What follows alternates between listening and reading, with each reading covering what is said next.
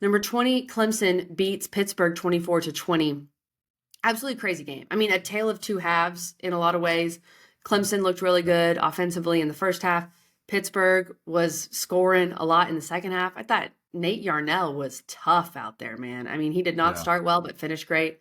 Desmond Reed, absolute dog. I mean, he did what he needed to do. But in the end, Clemson made enough plays. A game that honestly, Mac, as I'm watching it, I'm thinking Clemson's going to lose. Like that's Right. where this game's going. That's what's going to happen. And if you asked me, okay, Kelly, if Clemson wins, how are they going to do it? I would not have said Cade Klubnik 50-yard touchdown, just breaking it on that final drive. I would have thought they'd have to scrap and claw to score on that final drive because the Yeah. Pitt defense had been so good in the second half. Just a fun game, a really fun back and forth game. Honestly, can't believe Clemson found a way to do it. But I did tell you Pitt would cover Eric McLean. Boom. Sure Clemson did. found a way. Sure did. Fun game is one way to certainly Fun for categorize. the Um, bystander who didn't care about either team. Correct. That's what I was going to say. Because I don't think any fan base had fun. I mean, I No, think no. both were just like, this sucks. Like, neither team wants to win. And I think, correct me if I'm wrong. Maybe you saw this. I saw it in a blur. But did Coach Sweeney, his like in-game remarks or his post-game remarks were like, it's a shame somebody had to lose that game? Do you remember seeing that or hearing that? I'm sure he said that, but no, I don't really remember. All right, so you're in the It'd be same boat more as the me. reverse. When I heard that, I was like, it's a shame somebody won because you both stink. That's where I was. Exactly. No, I just So remember anyway, it was they were really making fun of Dabo on the halftime because I think it was Molly McGrath asked him two questions, and I swear Dabo spoke for 4 minutes. And it was just anybody who covers the team, anybody who's ever covered Clemson knows that that's what Dabo does. But yeah, Molly just asked one yeah. question, he spoke forever, and then she asked about the status of Elijah Thurman, and instead of just saying he's out for the game, Dabo spoke for like 2 minutes. It was classic. That's what my guy does. That's what he does. He's bringing the word. He's bringing the word. But I will say, so we were like back and forth, right? We're working. We started TV maybe like right before then. So I'm kind of watching out of the corner of my eye. And so we're sitting there doing stuff. And I look up and I see Coach Sweeney talking. I'm like, okay, it's halftime. And we have a conversation. And I look over again and he's still talking. I'm like, are they showing a replay? Like, did he say something crazy? And that's exactly what it was. He was still going. Exactly. He was still going. So, hey, he's got a lot to say. You're going to ask him. You better get ready. You better be prepared. Really for that. But jumping in this game, it was an emotional roller coaster for both. And we'll start on the Clemson side. Obviously, of course, we're going to do that. But I thought Cade started the game on fire. Like, was really impressed. Because I'll take it even back a step further. The game starts and the offensive line is already in disarray. You've got two starters out. So you've got two young guys starting on the left side. One in Thurman that's very inexperienced, has had one game that he's played big time minutes. And we saw that last week and did excellent. First play of the game, his ankle just gets blasted. I mean, I hope he's okay.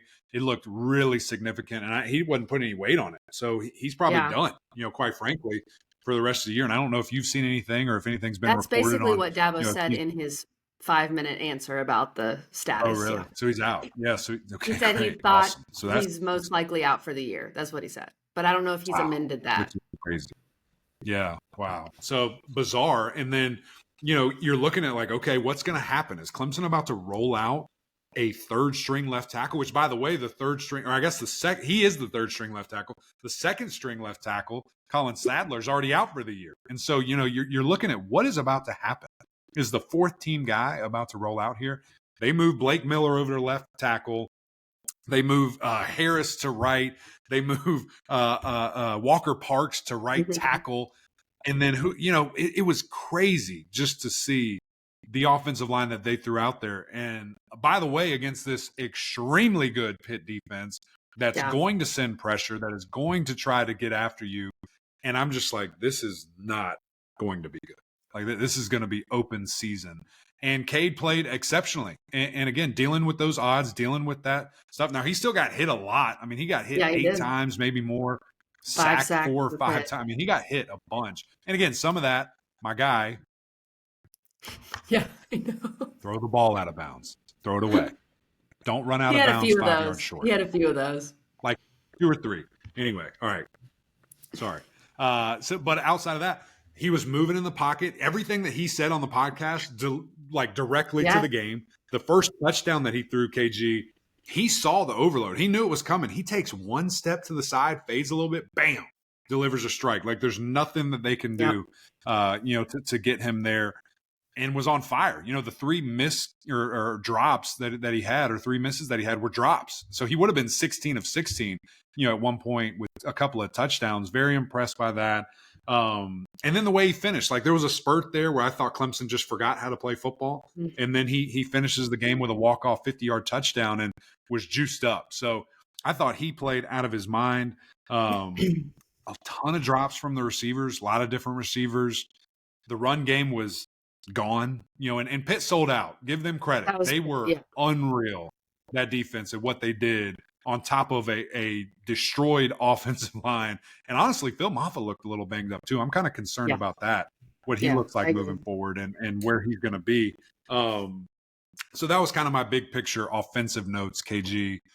I'm going to let you go into it a little bit, and then I want to talk about this 4th and 1 play that happened and really kind of peel this back for everybody.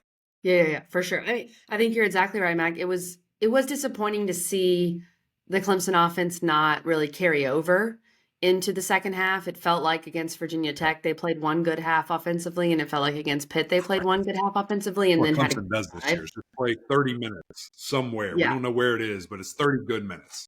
Yeah, exactly, for sure. And then, I think Maffa is a little banged up. And it's obvious Pitt. I mean, I think that's what I would do against Clemson. I would try to sell out to stop the run because Maffa, as Dabo Swinney said, has been your best player, and make Cade and make these wide receivers make plays. Antonio Williams he had like maybe 1 or 2 drops, but beyond that, I mean, he was amazing. 13 catches, 149, 2 touchdowns. I watched the whole game and then I look back and I'm like, wow, he had 13 catches, 149, 2 touchdowns. I almost didn't realize it in the moment. But the offense ended up getting it done. And I think that's just going to be a massive confidence booster, continuing to boost the confidence of Cade Klubnik. And really, all that matters is how confident your quarterback is, because everything trickles down from him. And as you said, he was on our pod. If you missed it, go listen to it. He was great. But all the things he talked about needing to improve upon, it really feels like he's done that. And I know this is weird to say because you still could make the playoff. I know no Clemson fan wants to think next year, but it does feel like Cade as a senior Gonna be real could be a real weapon. But you mentioned that about Maffa. I mean, Clemson really has no backup running back. That's kind of an issue. Maffa think they do. I think they do. I like the kid that's behind them. They just don't run him. I don't know why. Yeah, I like Jay Haynes. I know they just don't really use him. And I think he's a good mix-up. I think he's a good mix-up of speed. But Coach Swinney is, I mean, you heard him in the press conference, Mo Maffa, Mo Betta. Yeah. And he's just riding it. And maybe that, I don't know, honestly, because it relatively goes against everything I've ever heard and seen from Coach Dabo Swinney, which is get guys in, develop guys at all costs. But maybe like Phil's due. I mean, Phil has split carries his whole career. And maybe that was just a piece of getting him back. It was like, hey, you're going to be the guy. We're going to ride it. We're going to give you the ball 20 times a game, 30 times a game. I don't know. But that is intriguing to me for sure. But he does look, to your point, Mac, a little banged up. And the good news is you play Citadel this weekend. I think you can get a lot of Jay Haynes. You better be standing next to CJ Spiller all game. So you have time to get healthy and get ready for South Carolina.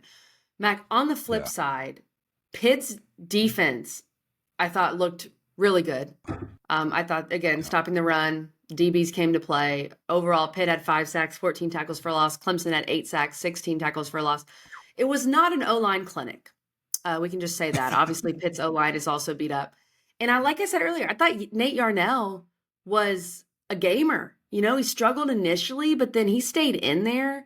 And then if you want to talk about the other side of the ball, Mac, it obviously hurt Clemson. No Wade Woodaz, and then Sammy Brown gets ejected. That was a really interesting situation for the Tigers. It was. I'll stay on the Pitt side for a second. Actually, let me start here because I do want to talk about this 4th down play. Did you see my tweet where I was very critical and disgusted with the 4th down call? Do you remember that? I'm Clemson trying to ran fourth remember. and You one, and tweet they a didn't lot. get. I do. Yes, I know I what do. play you're talking about, but yes. Okay. So anyway, I was like, it's just a terrible play call. It's a terrible play call. Yeah. To Yeah. draw it out for you guys, essentially what Clemson did was had a big motion where I believe 3 guys and 3 tight ends go from the that right, play. which was Oh the my gosh. boundary, Yes. and they go over to the left, to the It field. was so bad. And Pitt didn't rotate. They just kind of No. motioned down. They didn't move. They stayed there. And then Clemson had the audacity with 4 rushing yards in the entire game to run a pitch to a 240-pound running back to the smallest side of the field possible, Yeah. with That was 3 Pitt defenders unblocked. I mean, it was – if Clemson didn't win the game, I'd be going way harder about this, but just know that was one of the silliest things I've ever seen. And I would love to hear an explanation, because I don't think there is one. I think it is, yeah, we messed up. It was a bad play. yeah. There's yeah. no there can be no way that you ever thought that was going to succeed, and I don't get it. I would love to figure out why. I would love to hear why, because that was bad. That was really bad. But Mac, the good news is that was not the worst fourth down play or decision that was made in the ACC this weekend. Again, That's true. Louisville. That's true. Mac, what did you think about Clemson defensively? What did you think about the Tigers defensively? Because Pitt, it's kind of similar to Virginia Tech. Pitt is a beat-up football team. Desmond Reed at one point was limping, even though that dude's not going out. He's going to keep playing. Great. You're on your backup quarterback. The O-line for Pitt has been beat up. But again, could this be like a confidence booster for Clemson's defense? Because that's the most sacks Clemson's had in a long time. Right. Well, it was. And TJ Parker played out of his mind. I just saw a tweet from Ross Taylor that his official numbers were 4 sacks, 5 tackles for loss, and those each matched, the single game high for the year, like of anybody in the world. That's the highest. He tied that anyone was able to accomplish, and he did both of them in the same game. So that was very impressive just to see him. He was a man on a mission. I thought that when you saw the, just the push from Peter Woods, I mean, continuing to show how explosive and nasty he is. He's a total difference maker. And really, I thought it was kind of inverse of what we've seen all year long, where the front played really good and the secondary was bad. I mean, they just were getting picked on. I mean, Avian Terrell, who I still think is a baller and think he has first-round potential out the wazoo, they were targeting him. I mean, they were like, where's 20? We're throwing him the ball. Like, we want to go right at this guy. You saw a couple of times on the big long run from Reed where they had a wide receiver kind of coming down to crack, and the defensive back guarding him is just watching him, just following him in his pocket, doesn't even look in the back. It could have been a tackle for loss. And instead, it's a 40-yard run, down the sideline. And so it's time and time again, with this defense. I know production. It's hard for me to sit here and complain when they have 16 tackles for loss, 8 sacks. Like, that's hard for me to sit here and say, well, but they also gave up, 400 yards of offense. They also gave up 350 passing yards to a backup quarterback. So, it's just frustrating. It's been a frustrating year for the Clemson defense because you have all those guys, you have all these weapons, and I expected year 3 of a coordinator, to be much further along and this to be an elite, suffocating. And that's the way they started. I mean, it was 3 and out after that fumble. And I'm like, oh, yeah, the Clemson defense has found it. They figured it out. They're carrying over from next week. This is going to be ugly, but a great, deal for Clemson. And then they just, they weren't able to. Now, again, it was bend, don't break. They only gave up 20 points, but it still was super disappointing. Going to the Pitt side, I thought Nate Yarnell played the game of his life. I thought he was executing at a really high level, pushing the ball downfield. Of course, he had the game-sealing interception, but, backs against the wall is what it is. Desmond Reed was electric. That guy is so freaking good. Talk about next year. Again, I know I do want to address this with Pitt too, and we need to move on. We talked about this so long. I'm sorry.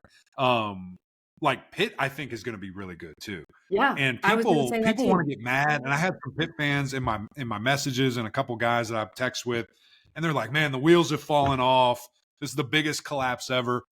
You were predicted to win 4 games. Like, this team is good, and I think they're showing some promise. So I'm excited about the future for Pittsburgh. I think you have a great head coach. I love the dudes to death. I think you have a great coordinator on both sides of the ball. Specifically looking at the offense that you can continue to grow with, and you got dogs, you got playmakers that are coming back. So I think there's a silver lining. I think there's a lot of excitement, for Pitt moving forward. It does stink that they're on this losing streak. I believe 3 games in a row now, but it's part of it. It's part of the growing process. At this point, Pitt needs to just finish 8-4, split the last 2. Right. 8-4, big step in the right direction. Maybe you win your bowl game. Pitt's finished their year though, having Clemson. First of all, they lost to Virginia, right? Having Clemson, and then at Louisville, at BC. So neither of those are gimmies, but win one of them, finish 8-4. Of course, Clemson gets to rest a little bit with the Citadel, and then the big game against South Carolina.